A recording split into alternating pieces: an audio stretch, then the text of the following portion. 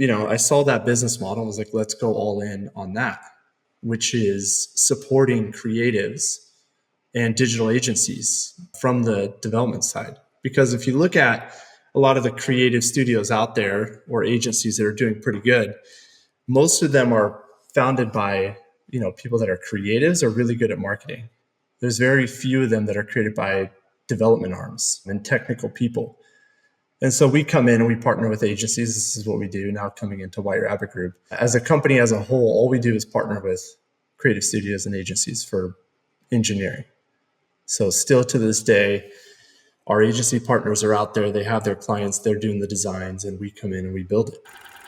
Welcome to We Built This Brand, the podcast where we talk to the creators and collaborators behind brands and provide you with practical insights that you can use in growing your own business.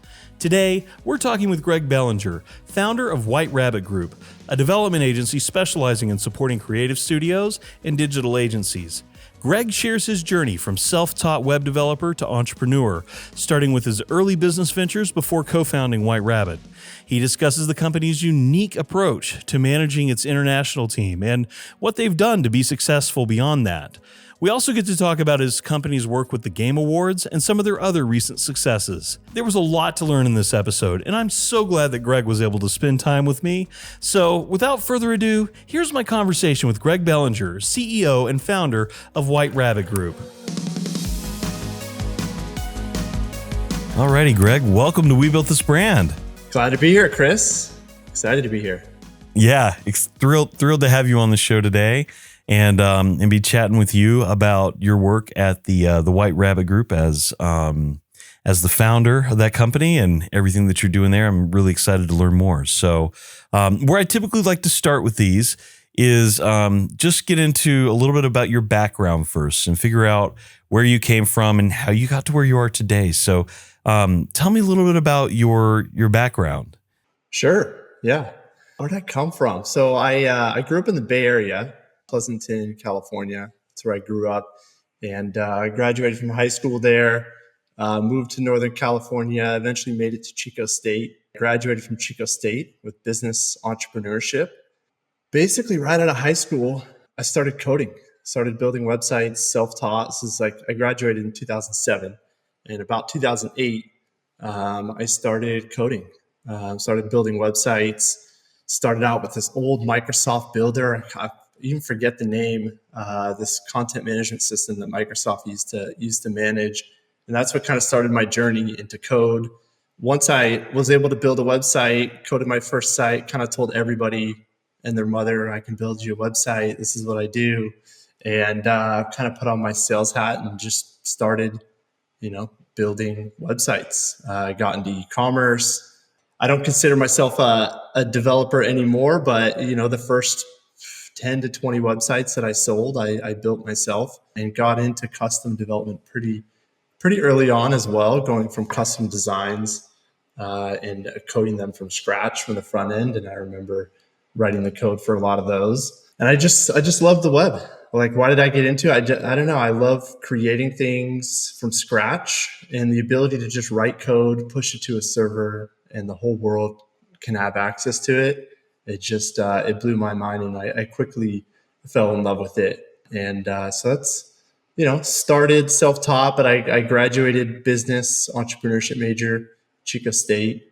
And through, going to college, I was building websites for a lot of companies, small businesses out of Chico and kind of across, even in the Bay Area, there was some clients that I attained, and it was just kind of got me through college and paid my bills. And yeah, that's cool. So, I mean, to have that passion early on and then to be able to leverage that into a career after college, I think is really cool.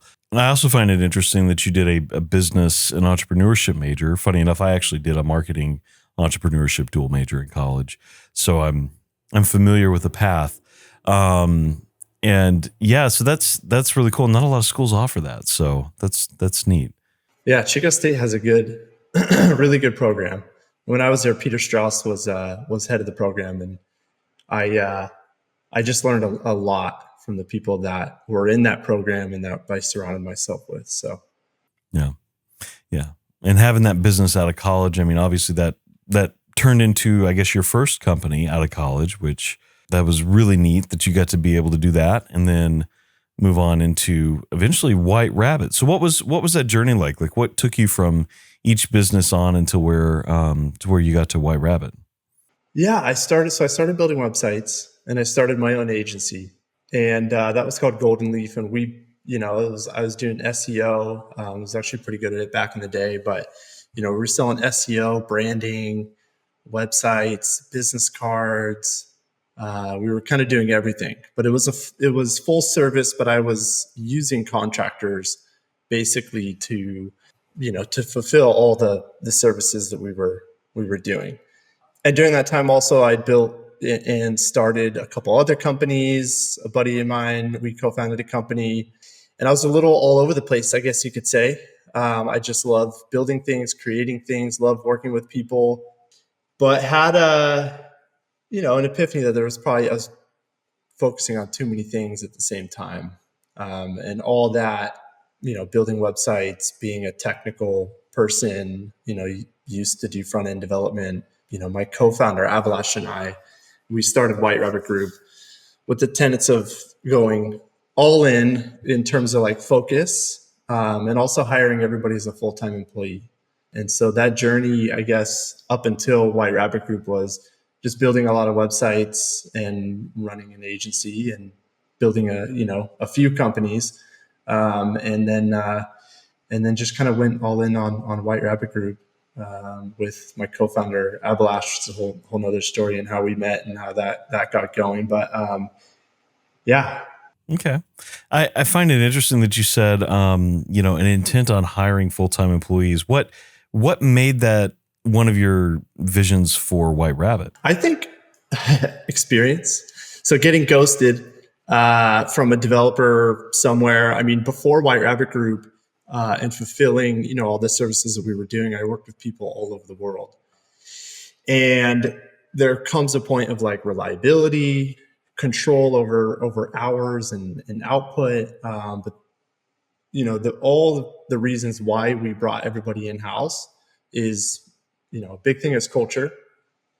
So retaining that culture and the people that we work with and having them full-time employees and focused on what they do, culture is really big for us. And I just don't think when you have a fully remote, in terms of not just being full-time employee, but part-time employees, 10 hours on White Rabbit, but then 30 hours somewhere else that could be split up. I don't even know what's going on with their time. They're just not fully focused on, what they're doing, what they're building, and the culture that we want to build and the team that we want to build.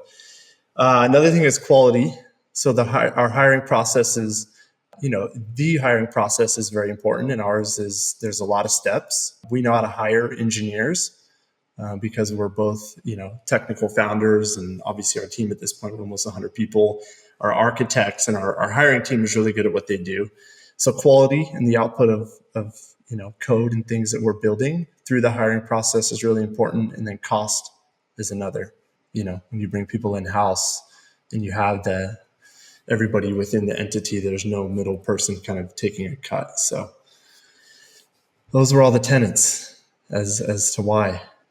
That makes a lot of sense. I mean, we've definitely experimented with outsource, and yeah, we run into that kind of like a third party. They're going to help you connect with someone in India, and it's like, but I'm paying you. How much less are you paying them based on what I'm paying you? Like, you always have to wonder what they're really getting out of the deal when that happens. That makes a lot of sense. And yeah, I mean, it hiring people, especially like the full time versus part time and all that. Like, I totally understand that desire. It definitely does make a difference when you've got someone on your team that's dedicated to your work, focused on your business. Yeah. So yeah, a lot of parallels there I can identify with running my own company, because yeah, hiring contractors is a much different animal than dealing with full-time folks. And it makes a difference in the quality of the work you do too. We just want to be reliable for our agency partners. We are a contractor to who we work with. So it's not like there's not a use. You have contractors, right, that you use, and there's definitely a need for it. If you don't have a specialty, you want to focus on what you do, and you bring in, outsource. But for us as a company, we want to be reliable, and having the team there is key, and having everybody in house. So yeah, like there's not a single service offering that we offered where there's a contractor working on it. And we're in 3 countries too. So we're in India, Colombia, and the United States. And we have entities set up in all 3 of those countries and operate in those countries. So Yeah, that's a big difference too. Being able to hire those people there as opposed to those third parties and whatnot. So yeah, I got you. So let's talk a little bit about White Rabbit. So you get to White Rabbit and you got this business partner. Sorry, what was his name again? Abalash? Appalash? Yeah. And is he based here in the States then? He does live in California now, but he's from India. When we started the company, he was in India, and him and I met actually on Odesk. It's just crazy how just one small connection can kind of change life and the trajectory. Like literally, we met on a platform that basically Odesk. It's like Upwork. It connects contractors and people to do work together. And anyways, again, I'd worked with people all over the world, and Abalash and I met on Odesk, connected. We worked on our first project, and there was just something that was different. A couple of years go by, we end up working on a project big enough to where I fly out to India. So I was out there for about 5 weeks, I think, with the first trip. So we were building a product together. And there's nothing like in person. Our relationship changed, obviously, after that, meeting him in person and connecting in person. And then just a couple of years after that, I was like, hey, I want to take a pivot on the agency, go all in on engineering, supporting agencies, creative studios. We both put in money. We both co-founded the company and kind of hit the ground running. So he's a technical person as well, more back end, I'm more front end. So it's kind of a perfect match, full stack match, you could say. And he was working on big web applications, flying back and forth from Europe. So more big enterprise experience, and I had more small to medium sized company experience. But both started the company with the tenets of our service offerings and everybody in house and just going all in. And we incorporated in 2016, hired our first developer in January of 2017, full time again. And now we're almost 100 people. We've opened up Colombia since then. We've never taken on funding as a company. Self-funded, pretty much profitable since the first month that we started as a service company. We've just been having fun. So you mentioned making money pretty much from the first month, and that's a great feat to be able to just start with profit, especially if you've had to put money into the business, into funding it, building it, hiring people. What would you consider that kind of your moment of validation, just having that happen in your first month? Or was there something else where you're like, oh yeah, White Rabbits are really a thing now. We know this is going to be better than just a 2-month company. Yeah. The moment of validation was probably a few years before starting the company. So I was building websites for people. Golden Leaf was a company that I owned and that I was building websites for. And I partnered up with a person named Helen Duvall. She was a designer out of Chico. Partnered up with her. She did the designs and I did the code. I even remember I was still writing code at this point. So we built this relationship. She's a creative, right? She's owns her own studio, has her own clients. She designs the websites, does the branding, and then from the technical side, I would take those designs and code it out. And so this is where the idea and the validation kind of started with White Rabbit Group. And there's, it's, as a technical person, I could stay in that lane. She does what she does best. I do what I do best. But there's also this natural reoccurring nature to the relationship, because after one successful project, she continues to bring in more projects, right? And I remember actually a month there was like a month where I was kind of struggling and bringing in my own clients. And I was, I was paying my own bills, my rent, everything was coming through the company that I was, building, Golden Leaf. And one month I was kind of struggling, and she continued to bring in, I think she brought in like 2 projects that month, and it helped me like, float and like sustain and pay my rent for that month. So there was this reoccurring nature. It was also just a strong relationship. I didn't have to teach her what a domain was. I didn't have to teach her kind of like basic stuff. It was just a very smooth, relationship. And so that's where I kind of saw the business model, was in that moment. And I liked creating. Didn't SEO is great, but I wasn't like completely passionate about it, right? Or marketing, even though I do love marketing. And so, I saw that business model and was like, let's go all in on that, which is supporting creatives and digital agencies from the development side. Because if you look at a lot of the creative studios out there, or agencies that are doing pretty good, most of them are founded by, people that are creatives or really good at marketing. There's very few of them that are created by development arms and technical people. And so we come in and we partner with agencies. This is what we do now, coming into White Rabbit Group. As a company as a whole, all we do is partner with creative studios and agencies for engineering. So still to this day, our agency partners are out there. They have their clients. They're doing the designs, and we come in and we build it. That was my aha moment. It was, a few years before, and we, validated it, and we got, then it became an aha moment when we reached out to other agencies, did cold outreach, and said, hey, this is what we do. We've done it before. We're happy to build it out for you. And then it just kind of snowballed. So I think today we've got like 138 plus signed agency partners. And that's definitely a need, having come from the marketing world, having come from the more creative side of things, like partnering with a good development arm that knows what they're doing, that knows how to help execute well on these types of projects, means a lot from somebody on this side. So I think what y'all are doing, has a lot of value for those types of folks. Yeah. It's a black box. If you don't know how to develop or write code, it's a little bit dark. So you have to have somebody trusted that knows what they're doing, and everything's digital now. Yeah, I've definitely seen the other side where it goes awry, and you don't want that. You need a trusted partner. Oh man, stories I could tell you over a beer that are not good for the podcast. But that's really cool. So then this idea for the White Rabbit Group happens. Where did the name come from? Why the White Rabbit Group? Man, I love the name White Rabbit. It comes from Alice in Wonderland.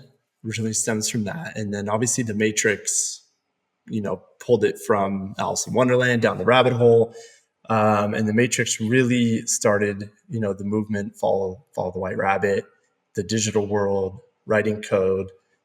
So it kind of stems from that whole realm. There's also the magical kind of like magician's rabbit hat, because again, to anybody who doesn't know code, it is kind of like magic. It's like writing another language. It literally is. So there's that side to it. We're fast like rabbits. And we also do a lot of white label development. So White Rabbit also is very fitting for that. But the logo itself, my friend actually had an agency, which was the logo White Rabbit Group, and they shut it down. And I was in the middle of transitioning Golden Leaf to White Rabbit, and the brand wasn't right. And I was going through like all these iterations on the brand, and it was basically a logo sitting on my friend's computer. And I was like, hey, let me take the logo, run with it. It's perfect for like where we're going. And so I actually bought it off a friend for $100, and we hit the ground running. I don't think I've actually said that publicly, but that's not a problem at all. But yeah, we bought it, hit the ground running, and it's a great brand, and was designed by somebody local in Chico as well, and he just did a phenomenal job with the logo. So Yeah, you got a much better deal on your brand than I did. Want to launch a podcast without the hassle? HumblePod makes podcasting easy. From concept to launch, we'll help you create a professional, engaging show. Already have a podcast? We handle editing, show notes, transcriptions, and even video production, so you can focus on your content. With our tailored services, you get high-quality production, seamless publishing, and expert support at every step. Whether you're starting fresh or leveling up, HumblePod ensures your podcast sounds amazing and reaches the right audience. Visit HumblePod.com to get started today.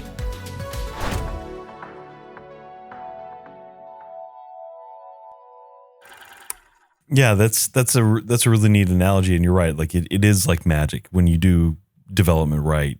Technology. I was talking to my 6-year-old son the other day, and he was like, "There's no magic in the world." I'm like, "Yes, there is. It's called technology." When you can't understand, when you don't know how it works and it just works, that's magic.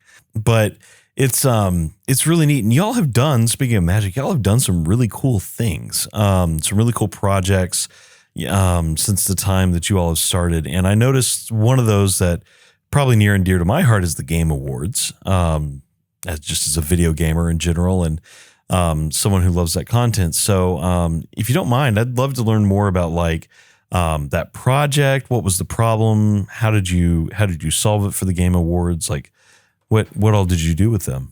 We can talk about the Game Awards, which is awesome. I'd love to. One thing about our company is like 90% of the projects, maybe 80%, close to 90%, we can't even talk about. So there's some cool things that we've built that we can't even really talk about because we do a lot of white label development. We're under, NDAs and what we build, and we don't really push too hard in trying to case study everything that we build. But really the white label development, we've built some really cool things, and the end client doesn't really know that we're the ones that actually built it out, which is interesting, but that's kind of the world that we sit in, right? The white label space. And when it comes to the Game Awards, again, we partner with agencies and creative studios, and a lot of our referrals and a lot of the work that we do comes from our agency partners. The Game Awards came to us from one of our agency partners. They had previously, it was built from another engineering team, but we took it on, and it's headless. It's a really cool build. Don't know how deep I can actually get in on it, but every year, man, we're our technical project manager, Michelle, she's on the project, and she's, for the couple weeks coming up to the Game Awards, the whole team is ready to go. It's a pretty big event, obviously live, and we've handled and do handle live events. But again, publicly, what we can talk about the Game Awards is probably the biggest that we could talk about. And it's very interesting seeing our whole team just come together every year and deliver, and we're all watching it, and yeah, it's a lot of fun. So, and it's a cool build in how it's built and it being headless. I don't know if you know too much about headless. I don't, and I'm sure our listeners would love to know. So please tell me, what does headless mean here? So headless basically is where you take. So when you look at WordPress as a content management system as a whole, it's not headless. It's attached front end and the back end. Taking it headless is basically using APIs and pulling apart the CMS and having the front end running and then the CMS running basically through APIs. And what it does is it gives you, there's kind of two reasons why you would go headless. The first is brand and control. So you control everything because you control all of the front end, essentially. And you can put it on different frameworks. So brand customization is one big thing, and then speed is another. And when it comes to speed, maybe a $5 to $10 million company, it might not make a difference. But when you get into a $100 million or $1 billion company that's doing e-commerce sales, a quarter of a second makes a difference. So there's speed there. We do e-commerce headless integrations as well. And it's kind of more for mid to large size companies to where it makes sense to go headless and actually do a headless integration. So if I understand correctly, like with WordPress, you've got kind of this overarching access to it. Like as an editor or somebody, I can just go in and write a blog post or whatnot. But on your side with headless, it sounds like it's a little more separated. It is, but you're still managing it through the content management system. Yeah, so you're still writing it, but the front end is pulled away, the HTML, CSS. If I had a whiteboard, I could pull up a whiteboard and write on it. It'd probably be easier to show you. But basically, the front end is pulled away and is headless, is what you could say. So that's where that kind of term comes from. And it gives you manageability, like customization on the front end and speed and control over the front end, basically is what it gives you. So Shopify, we had this on top of Shopify, WordPress, one of the bigger content management systems, like in terms of headless, is Contentful. We do a lot of headless integrations with Contentful. So cool. And then you've developed this for the Game Awards. You've developed this thing. I mean, it sounds like you also did live streaming there. So you were doing streaming on the website as well, correct? Would that be? There is some live streaming, and I'm forgetting the platform that they're using. It's not like we built that, but obviously keeping the site alive. There is the voting platform, which is custom that we've built and manage. So there is that component. The Game Awards is just getting bigger and bigger as well. So we love working with them. Yeah, I'm sure it's a bit of an adrenaline rush because maintaining that, it's not you're leading up to this event, and then you actually have to make sure the site stays live while the stream stays live during the event. That just for sure nerve-wracking. Our technical PM, her name is Michelle again. She got invited to the Game Awards this year, but it's like I can't go to the Game Awards because I have to make sure that the site is live and doesn't fail. Like I can't be in the room watching the show. I have to make sure that the site is working and functioning. Yeah, because you have that added layer of like the people watching the Game Awards are probably going to have some technical knowledge of what you're doing. And if that stream is down or that doesn't happen, like it's just that much. I can definitely. Yeah. Yeah. A lot of gamers are also developers. So they're trying to break the site and try to like make things happen, like for sure. That I hadn't even thought about that part, but yeah, golly, man, that sounds like quite the challenge. But it looks like y'all have done a good job and gotten it out there, and everybody enjoys watching the Game Awards. I know. So, well, there's a lot of other things we could talk about. I mean, you all have worked with FedEx and Instacart and a bunch of other big names. I'm sure you can't talk about. Is there anything else that stands out to you as like, hey, this is one really cool thing the White Rabbit has done that I just want to make sure people know about? I love the company that we built is just amazing because we have such an awesome team. Again, everybody in house. We have a strong culture, and we're out there to support our agency partners. We just care. We care a lot. And building a service company can be challenging, and scaling it, and we've done that. I think in part due to the service offering that we have, it's not too broad. And who we work for, and then just caring and putting everything in place for scaling our team has really worked out. So that's great. Yeah, it definitely sounds like you've positioned yourself in a good niche for what you do, and you've got the people to support that. So that's awesome. So just thinking a little more broad now, what is top of mind for you in the industry as we go into 2025? I have a feeling I know what you're going to say, but I'm really curious to know what's top of mind. Well, what am I going to say? Something about AI.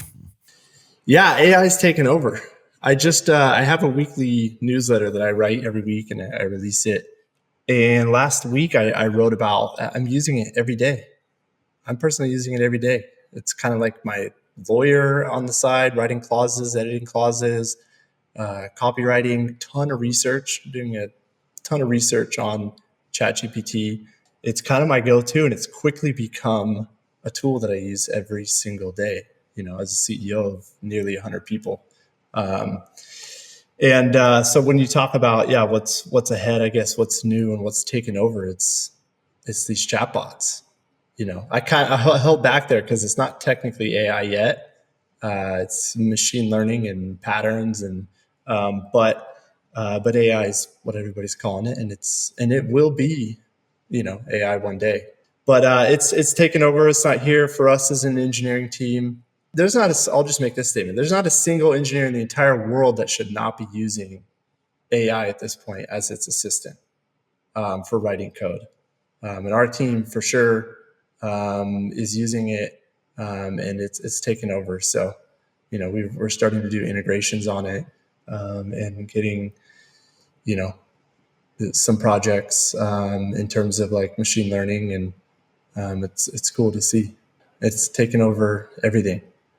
Fathom. I don't know if you use Fathom or have heard of that, but it's a new app that our project managers are using. It records the meeting, puts recaps for the whole meeting, and it's AI driven. It learns your behavior, and there's just really cool tools out there being built, and so it's taken over. Yeah, I've definitely had my experiences with AI. I've been impressed. I've actually been more impressed with Gemini lately. That's the one that I've been looking at and going, oh, wow, this is better than I thought it was. Because it can integrate, like if you have Google Suite for your office, you can say like, look at my email and make sure I haven't missed anything. And just little things that otherwise you'd have to hire an assistant for. And I'm a big verbal processor, so like having the ability to just talk to something, basically a brick wall, and have it speak back is really nice. Nice. Yeah, for sure. Yeah, I haven't used Gemini too much, but yeah, it's fascinating, and we use a lot of Chat GPT here too. But yeah, we try to still. I mean, the balance, and I like the way you said using it as an assistant to help, because we definitely try to. I think it's very important that you don't have, just assume that AI is already at a place where it can just do everything for you, and you don't need those employees anymore, or you don't need, that much team, or it's going to save you that much time, because it's helpful, but it's still not the be all end all yet. Calling it a chatbot was a good way to delineate. It's going to enhance all of our jobs. And could it make 3 developers, turn 3 developers into 1? Maybe. But yeah, people aren't going anywhere, and it's an enhancement for sure. So it's a new layer that's going to touch everything. Yeah.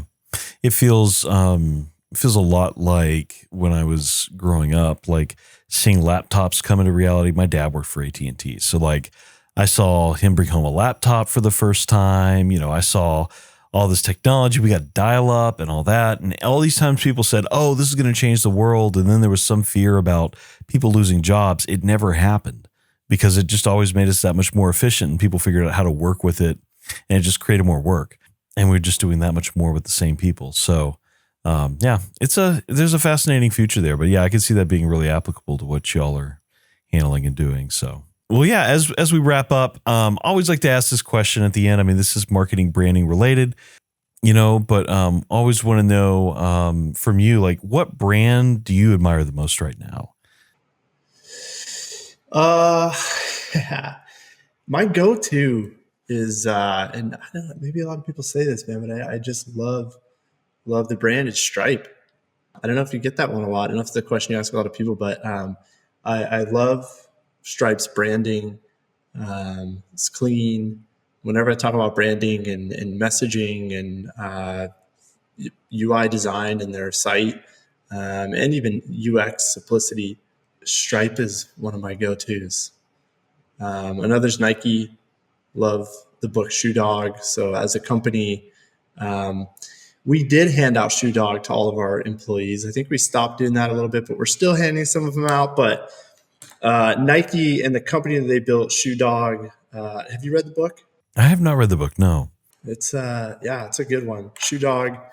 It's about the founding story of Nike, essentially. And my favorite thing that I love about it is just it didn't happen overnight.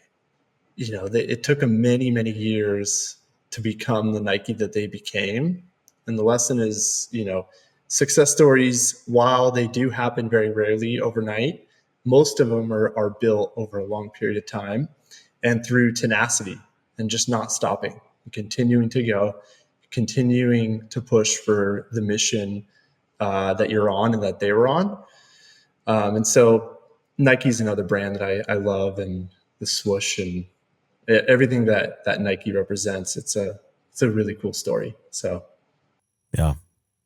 Yeah, I've had some personal interaction with one of their former creative directors, Stanley. He's a really cool guy. Yeah, Stanley. I think, does he own Tether at this point? Is it Stanley? Maybe. It's been a while since I've connected with him. But yeah, he's a fascinating individual. He's got very distinct hair. You would know him by his hair. He has Yeah, he's out of Seattle, right? yeah, I think so. And he's got this, at least last time I saw him, he was styling it out. Yeah. Yeah, love Tether. I'm almost certain that's Tether. We actually haven't met. People on our team have, but love Tether. And yeah, he's done some really cool stuff. Starbucks, and he owns his own agency now. And he's OG. Yeah, really, really is. Yeah, I met him at a TED event back in 2010, something like that, a long time ago, but he's a cool guy. Yeah, I just thought of that because I know he was there, I think, early on in Nike when they were doing some of that early branding and the Just Do It campaign and stuff. So it's really neat. Yeah, and two, I will say Stripe for me, I didn't think about them as a brand to admire just because it's so ubiquitous. But you're right. As you were saying that, I was thinking back of when I first started HumblePod, we started with Stripe for payment system. And I was amazed at how easy it was to implement. I was so worried it would be a very difficult process to get payment systems implemented and all that. And they make it so easy, just good UX and all that. Just a really good experience using their product. And if you go to their site, their UI system is so clean. They've done a good job. Yeah. Even someone like me can use it. So that's saying something. Well, Greg, thank you for your time today. Where can people connect with you and learn more about the White Rabbit Group? You can check us out at whiterabbit.group. You can follow us on LinkedIn. You can follow me on LinkedIn, and that's where you can find us. So we've got some cool stuff in the books for the future as well. I kind of got my heads down on future stuff. So yeah, give us a follow, see what we're up to, and White Rabbit. Excellent. All righty. Well, Greg, thank you for your time. Yeah, thank you, Chris. It's a pleasure. Thanks for checking out this episode of We Built This Brand. Don't forget to follow, and subscribe on your player of choice. You can also keep up on the podcast on our website at webuiltthisbrand.com. If you've liked this episode, please give it a 5-star review and make sure to tell all your friends about it so we can continue to build this brand.